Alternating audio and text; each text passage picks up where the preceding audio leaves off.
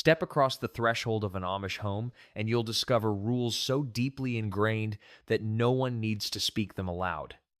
From the moment you enter until you leave, invisible guidelines govern every action, conversation, and interaction.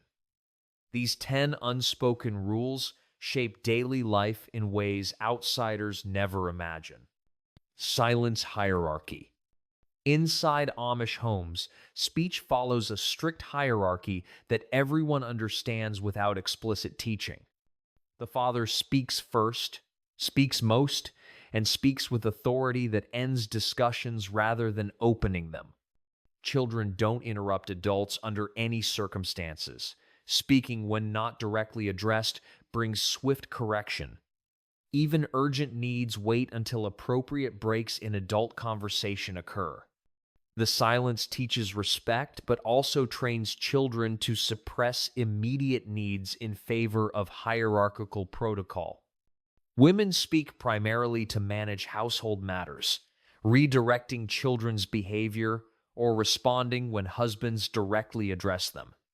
Offering unsolicited opinions, especially on matters beyond domestic sphere, violates unspoken boundaries about female contribution to conversations. Mealtimes exemplify this hierarchy perfectly. Father speaks blessing. Father begins eating. Only then can others start. Conversation during meals remains minimal, with children speaking only when asked direct questions. The quiet creates an atmosphere where food consumption and spiritual reflection take precedence over the social connection that characterizes modern family dinners. Visitors immediately sense the speech patterns, even if they can't articulate the rules. The household's verbal rhythm follows an understood order that needs no posted guidelines. Furniture arrangement. Walk into multiple Amish homes, and you'll notice striking similarity in furniture placement that reflects theological principles about simplicity, functionality, and community gathering rather than individual comfort or aesthetic preference. Living rooms center on large tables rather than sofas and entertainment centers. These tables serve as family gathering spaces for meals, Bible reading, sewing, homework, and crafts. The focus on communal work tables rather than individual seating areas reinforces that home exists for productive family activity rather than individual leisure. Chairs line walls rather than creating conversation circles. The arrangement allows maximum floor space for children's play and household work while maintaining orderly appearance. No reclining furniture exists because extended lounging represents laziness rather than legitimate rest. Bedrooms contain minimal furniture beyond beds and simple dressers. No decorative items, no personal displays, no comfortable reading chairs. Bedrooms serve only for sleep and dressing, not as private retreats for individual family members seeking solitude. Kitchens organize around massive wood stoves that dominate the space. Work surfaces surround the stove in configurations, maximizing efficiency for women managing large family meals without modern appliances. Every placement decision reflects function over comfort or appearance. Technology boundaries. The absence of electricity shapes Amish homes in ways that extend far beyond the obvious lack of televisions and computers to affect everything from daily routines to family interactions that modern households never consider. Natural light dictates daily schedules. Activities begin at sunrise and end shortly after sunset because oil lamp lighting, while functional, provides insufficient illumination for detailed work. This creates rhythms synchronized with natural day-night cycles that modern artificial lighting has eliminated from most households. The kitchen lacks refrigerators, creating daily food management that differs completely from modern patterns. Food gets consumed quickly after preparation. Preservation through canning, drying, or root cellar storage replaces refrigeration. Meal planning happens around what's available now rather than what's frozen for later. No telephones exist inside homes. Communication happens face to face or through written letters, requiring days for delivery. This elimination of instant communication means that minor questions wait until next in-person meeting rather than getting answered through quick texts. The absence of climate control means households experience temperature extremes. Summer heat and winter cold require adaptation through clothing layers and strategic activity planning rather than thermostat adjustments. This creates physical awareness of seasons that climate-controlled homes eliminate. The technology boundaries aren't just about avoiding specific devices, but about maintaining lifestyle that modern conveniences would fundamentally alter. Work segregation. Inside Amish homes, work divides along strict gender lines with boys and girls, men and women occupying completely separate spheres of labor that rarely overlap regardless of circumstances or practical necessity. Kitchen work belongs exclusively to females. No Amish father prepares meals, washes dishes, or involves himself in food-related tasks beyond blessing meals and consuming what women prepare. Sons over age 7 or 8 similarly avoid kitchen work unless specifically helping with tasks like carrying water or wood that require male strength. Conversely, outdoor work, equipment repair, and animal care beyond chickens remains male territory. Daughters don't help with plowing, machinery maintenance, or barn construction, regardless of family labor needs or girls' capabilities. This rigid separation means that even in households where illness or absence creates labor shortages, family members don't cross gender boundaries to fill gaps. Extended family or community members of appropriate gender provide assistance rather than having household members perform opposite sex work. The segregation teaches children their future roles through daily observation and participation. By age 5, children understand which activities belong to their gender and which remain forbidden regardless of interest or aptitude. Natural talents that don't align with gender expectations receive no development or encouragement. Modesty maintenance. Modesty standards inside Amish homes often surprise outsiders who assume that privacy relaxes rules enforced in public. Instead, covering and separation requirements remain strict even within family spaces, creating constant vigilance about bodies and boundaries. Women remain fully dressed in regulation clothing throughout waking hours, even when alone at home or only with immediate family. The prayer covering stays in place from rising until retiring. Changing clothes happens only in complete privacy behind closed doors, with no family members present. Bedrooms accommodate same-sex sleeping arrangements that continue until marriage. Brothers share rooms. Sisters share rooms.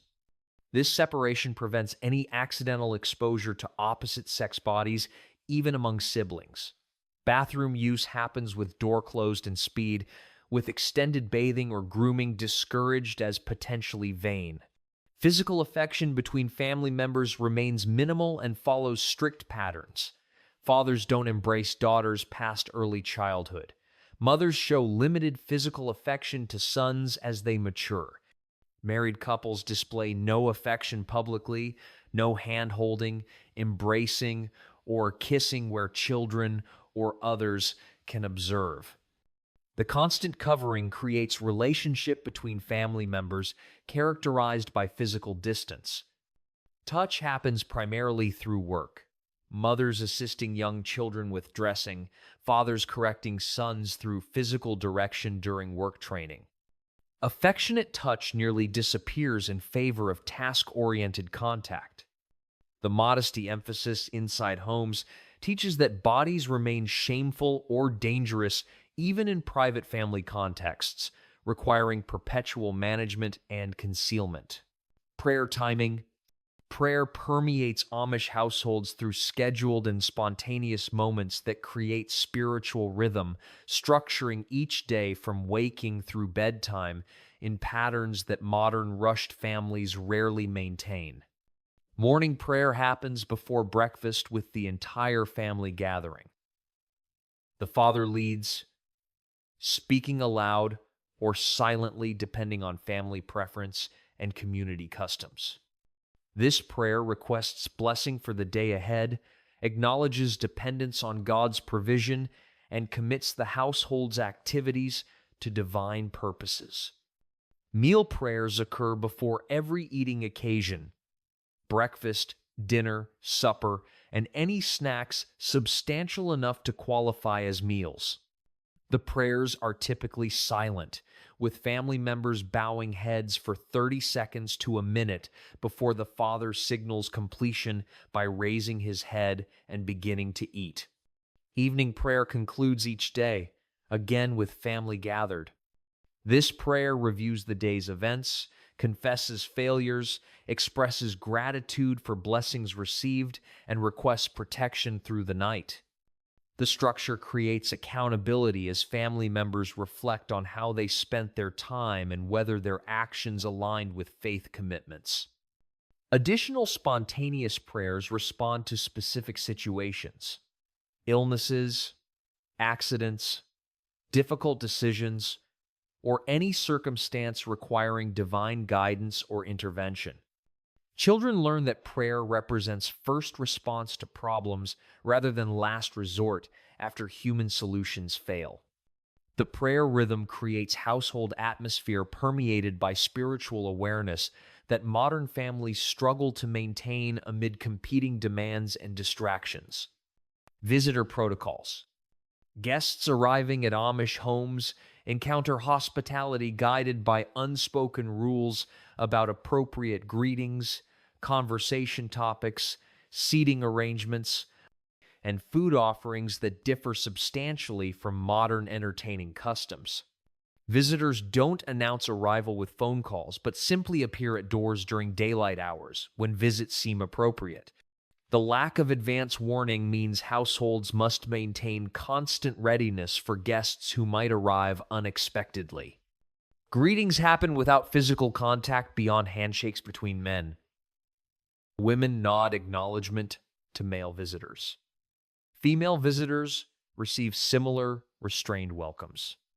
The physical distance prevents any appearance of inappropriate familiarity while maintaining hospitable reception. Seating follows hierarchy, with most honored guests receiving best chairs nearest the stove in winter or windows in summer. Age and community standing determine seating priority rather than guest preference or first arrival advantage. Conversation topics stay carefully bounded. Politics, theology, beyond basic agreement on shared beliefs, and any subjects that might generate disagreement get avoided. Weather, crops, community news, and mutual acquaintances provide safe discussion territory. Food offerings happen regardless of meal timing because providing sustenance to guests demonstrates Christian hospitality. Refusing offered food or drink insults hosts who interpret rejection as judgment about their provision or preparation. Guests accept at least token amounts, even if not hungry. The visitor protocols create predictable interactions that reinforce community bonds while preventing conflicts that might arise from modern, informal visiting patterns. Conflict resolution. Disagreements within Amish households follow resolution patterns completely different from modern communication advice about expressing feelings, negotiating compromises, or seeking therapeutic intervention for relationship problems. Arguments between spouses don't happen in front of children or extended family. Conflicts move to private spaces where resolution occurs without witnesses.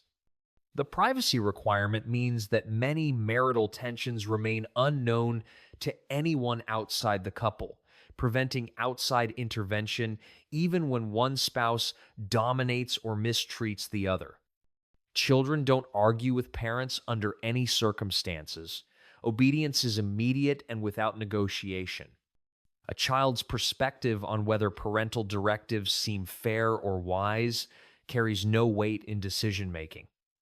Disagreement equals disrespect, requiring correction rather than discussion. Sibling conflicts receive swift parental intervention,